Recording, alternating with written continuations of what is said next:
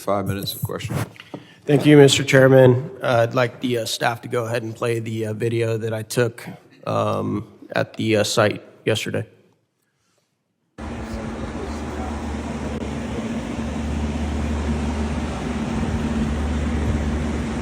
All right, guys, I'm up here on the building where the supposed sniper took his shot. It's not that steep at all. We just had a 70-year-old man back here climb up on the roof easily. See that water tower behind me?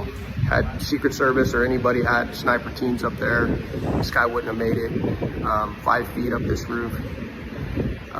He would have been taken out. Behind me, you see the windows that Secret Service was supposedly in the second floor of this building behind. Makes you wonder why they weren't able to quickly dispatch the individual. And then behind me, back over here where those red roofs are, that's where the— Can you guys cut it right there, please? President was giving his speech from. A lot of questions here in Butler. Cut it. Thank you. All right, Colonel Paris, did you notice when you showed up on site what the tallest structure on the site was? I can't say at the moment that I arrived that I did, no, sir. Okay. Now that you've had a chance to go back and look over it, what is the tallest structure on that site? The water tower, sir. Absolutely. Colonel, do you know how far the water tower was from the roof where the shooter took his shots? I do not. 160 yards, sir. Who made the decision, Colonel, not to put a counter-sniper team on the tallest structure by far on the site with 360-degree surveillance? Do you have any idea? I do not know, sir. Okay. We'd like to get that answer. Did you see the video that showed me sticking my phone out the second-story window? Did you see that? Yes, sir. Okay, exposing the coverage of the window of the entire roof. Are you aware that local law enforcement and Secret Service had full access to that building in that room? My understanding is that they did. Yeah.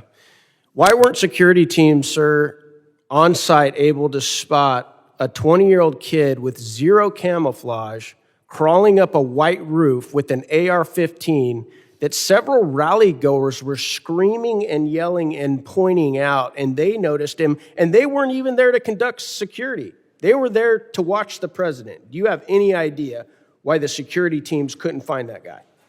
I do not, sir. Would the gentleman yield for just a second yes, on that? So just for clarification, it was the ESU guys that were manning those buildings? Yep. And they left because of the call of the suspicious person. So they left their post there to go look for him. They're the same individuals who attempted to climb up the building and were scared away by the shooter pointing the gun, right? I reclaim my time. Thank you. Okay. I'm just wondering why they weren't able to find him, because even while they were looking, they could have still looked out that window that they had access to. All right, Colonel Paris, I'm just going to say it. Are you aware, sir, that many Americans believe this was very likely not a lone shooter, but a coordinated assassination attempt? Have you been getting those messages from people like I have? I have not, sir. You haven't? Well, there's a lot of people in this room that have been getting the same messages. Why do you think that is? Why do you think that a lot of Americans are like, this doesn't add up, this doesn't make sense, guys? How could this many things have gone wrong, right? Like the things I pointed out, a 20-year-old kid, got 150 yards of the President of the United States with an AR-15, flew a drone to conduct site surveillance, was spotted with a rangefinder ranging targets, then lost, had advanced explosive devices on him with no military training. Nobody was placed in the most obvious spot to conduct counter-sniper operations. I was a sniper in the SEAL teams, Colonel. As soon as I got out of the SUV and I saw that water tower, I was like, that's exactly where I'd be. Put me right there. So obvious.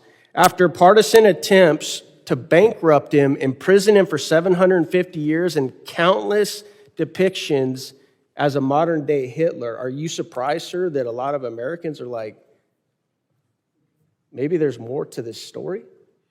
I wouldn't begin to speculate about what the American people think, sir. Colonel, did your team make entry and conduct investigation at the suspect's home prior to this shooting?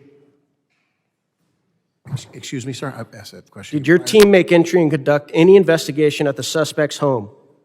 I believe we had people that participated in that securing of it. There were bomb assets that we provided. Mr. Chairman, can I have 30 more seconds? Yeah, I'm letting everybody kind of. Okay. On the night of. Since then, none. Did you get any reports from any of your agents of anything fishy at the home? I was briefed on. Was there any silverware found in the home or trash? I have nothing in the briefing that I was given, sir. Was it extremely clean, almost like a medical lab? Were you given any of those reports? I was not giving any of those details, sir. I can't. Okay, that's what I'm hearing. Interesting. The last thing I want to enter into the record, Mr. Chairman, this is article, opinion from, I believe, the Washington Post by Robert Kagan. A Trump dictatorship is increasingly inevitable. We should stop pretending.